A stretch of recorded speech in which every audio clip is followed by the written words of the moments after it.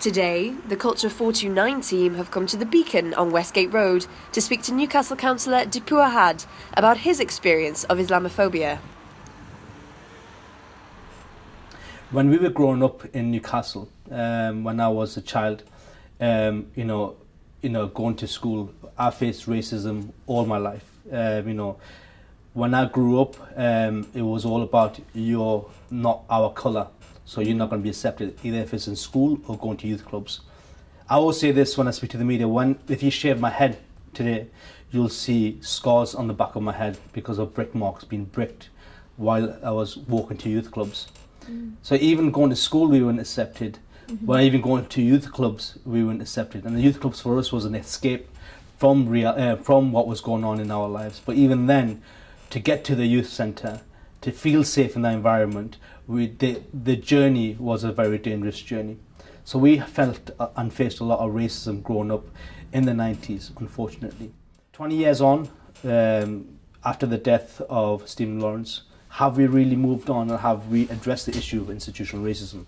We haven't. So let's look at a few different racism. We look at racism, the overt type of racism, or you look at the covert racism. We have improved in a lot of ways, but there's a long way to go. Now let's go to September 11th. September 11th was a changing game for many. When we were growing up and facing a lot of racism, on the streets, we did not feel that we were accepted by people. We felt that we were different because we were made to feel different. But there was a time after we were growing up and we started going to college, we started getting a job, we slowly start understanding different sides of the community, saying, well, actually, it's not all the white community who are racist. Because remember, only the non-Asian community we see are the white community. And that community we see, a lot of them had racist attitudes. There were some who were good because of the environment we were growing up in. So we had a negative, and I had a negative perception of people from non-Asian communities, the white community. So we had a perception. So we grew up, and then we thought, actually, when we started getting jobs, actually, everyone's not racist. There's so many good white people around in the communities. We just seen the negative side of society. So we start accepting people, we start, making friends. I start making friends. Bang, September 11th happens. When those planes hit the Twin Towers, when the media straight away said, we think it's Al-Qaeda, we knew, and I knew, that this is going to change forever. The Muslim community or myself are not going to be accepted in society. We weren't going to be accepted at all. We fought so much to be accepted because of our colour. Now we are not going to be accepted because of our religion. And this is quite important, September 11th. It was a total changing game. I was 21 when that happened, and it changed a lot for our communities, particularly people in Newcastle. Then obviously you got September 11th. After September you got the 7/7, and then you got other murders, like recently the murder of Lee Rigby. So constantly what you see is that the Muslim community are being demonized regularly. It might be certain individuals who are committing crimes, but the whole blame is going to an entire community. And who is stirring this? And this is quite important. Although these horrendous murders are happening, or what ISIS are doing, or what has happened in the Middle East, but the vast majority of the Muslim community throughout the world are peace-loving people. They're not just saying this because for the sake of saying it. This is what the religion of Islam teaches you. If you look into the root of Islam, if you look at the history of Islam, people will realize that what Islam means. But what's happening with the media, not just the far right media, but you're looking at the media, the mainstream media. Constantly, you see, if you open the papers today, there'll always be something with regards to Muslims. And this is obviously playing in the minds of the racists and the Islamophobes. And this is what they use to target the likes of the Muslim community. So let's put aside the far right group at the moment. It's quite important. We just put them aside at the moment, the far right group, like the EDL, like Pegida, like UKIP. Let's put them aside for now. But let's look at the media. As I said before, if you look at the media, if you look at any of the papers, everything, except Daily Mail, there is always stories against the Muslim community. If it's a young Asian man who's committed something horrendous in his community, if it's an Asian group of men who've done grooming, it's always targeted. I'm not condoning any sort of grooming, but they will always highlight that it's certain groups of men from certain different communities. Although grooming is not just an Asian man thing or a Muslim man thing, it's something which is happening throughout society, and it's very unfortunate. But this mainstream media are always highlighting that it's certain groups of men, and usually they're targeting Muslim communities. So the people like the far right group, who are part of that racist ideology, are jumping on that bandwagon and using some of that to promote their hatred. I have always, fought racism all my life. One story I didn't tell you about how I really got involved in fighting racism. When we were growing up on the streets and when we were getting bricked, we didn't have a role model. We did not have anyone who, we looked up to. Nobody, because we didn't have any positive role models. In 1993, I was 13, there was a racially motivated murder in Newcastle. An old man called Kawaz Ali, who was going to the mosque, and to go to the mosque, he had to go through a certain estate. When he was going to the mosque, he was beaten so badly that he eventually died in hospital. That was the first bit for me. I realised that, we have to do a lot more as a 13-year-old to fight racism. Around that time, a film came out called Malcolm X by Denzel Washington. And straight away, we were looking for role models. We didn't have any role models. And we started watching that film, and naturally Malcolm X became our leader or our role model. Obviously, he had passed away many years before that film came out. So that kind of got me really determined, and that got me looking into racism. I, as a Newcastle City Councillor, there was an Equalities Committee in Newcastle City Council. It doesn't exist anymore. So they had an Equalities Committee, and part of the Equalities Committee, I was sent to Sweden and Belgium for international conferences on racism. It was a UNESCO conference. It was European Cities Against Racism. And in 2010, November, I went to a conference in Sweden. And in that conference, they said, there was international speakers, and they said that politicians need to start addressing Islamophobia.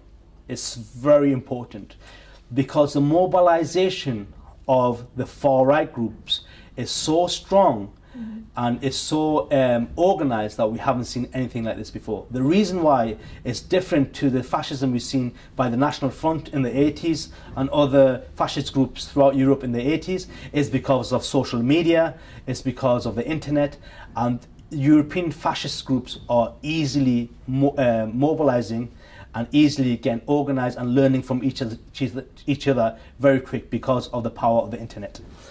And politicians need to do a lot more to actually address the issues of Islamophobia, because a whole community is being demonized, and is happening in a very rapid manner. A few months later, after that conference, what happened in Norway, the mass killing in Norway, and that was, and it was an Islamophobic attack, it was a racist attack. So that was just an example of what's happening, how people are being radicalized by the internet. And I'm not even looking at the Islamist, if you want to call them.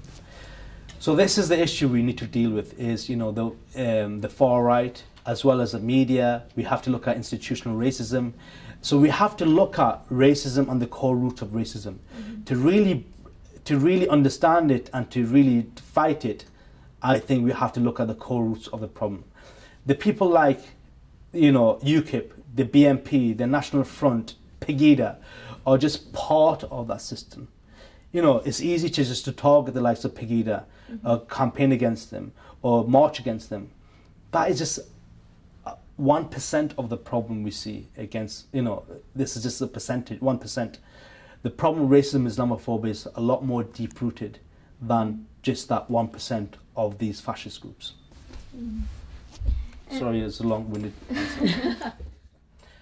5 years ago, I was emailed by this person. It was actually not 5 years ago, it was about 6 years ago. I was emailed by this person. My sister, I'll tell you the story, I think it's important. My sister said to me, Dipu, our nephew, so it's her nephew, not mine, so her husband's side's nephew, he's got a beard now, and do you think we have to worry? I goes, oh, if somebody's kept a beard, it doesn't mean that they've gone extreme. Let him. She called me again, she goes, Dipu, he's gone crazy because he's gone to the mosque and he's telling people in the mosque committee or people who are politicians that they're kafirs, they're non-believers because they believe in the democratic system, they're politicians, they're kafir, they're non-believers, and they are doomed to hell. Then I turned around and said, there's a problem. A couple of days later, I got an email from this guy. I knew him when he was a child. He goes, Dipu, you are standing in a kuffar system, a kafir system. That means you are going to go into hell head first because you're promoting a democracy which is against the law of Islam, and it's only God who can judge, and you have become, democracy allows you to become a judge. All that nonsense. So I turned around and says, well, where do you get your explanation for that? You calling me a non-believer, where do you get that? Because God's got 99 names, and one of God's 99 names is Al-Hakim. Hakim meaning he's a judge. So that means if you start judging on people or become a judge, that means that you are out of the fold of Islam and you're doing shirk, which means you're elevating yourself at the same level as God.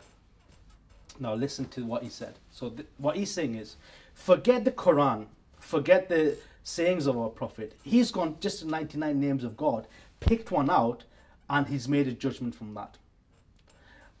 So in 2010, I went to Nepal. To climb Everest. We came back early because I got altitude sickness, so I got airlifted back. When I was in the hotel room that evening, my sister called me from the UK and she goes, Dipu, do you know what happened to our nephew? Because what? He goes, well, he's been arrested under the Terrorism Act because he had a plot to blow up Houses of Parliament. As I said, I grew up fighting racism, now fighting Islamophobia, even as a politician. I have death threats every other day now. You've probably seen it, behead me, cut my head off. They're going to do all sorts of nonsense to me. But for me, I don't fear my life, but, if it ends, it ends, because, but I'll stand up for what is right. However, the best way to combat racism is not to react. Is to carry on doing good in the community, to carry on making people understand. Not so long ago, there was an EDL member who, I supported by giving a letter to the judge saying, look, this guy could change or will change, and I've had a conversation. This guy, he rioted during the EDL demonstration in Birmingham. I gave a support letter to that person, to the judge, and his sentence was reduced by 3 months because I believe that he can change, and he came to me, approached me. So for me, it's, you can't fight hate with hate. Sometimes you have to show humility. Sometimes you have to show compassion. And that's the way of breaking some of the barriers. And I think, it's a responsibility to everyone, the Muslim community particularly, they are facing a very challenging time. And I don't know how long it's going to last, because the way it's going is just escalating and the Islamophobia is becoming bigger. Muslims should not apologize for anything. However, Muslims have got a responsibility to show the wider community what Islam is about. And I think Muslims sometimes need to come out of that little hole and be a bit more proactive in working with other communities. And I think that's the best way of breaking a lot of the barriers.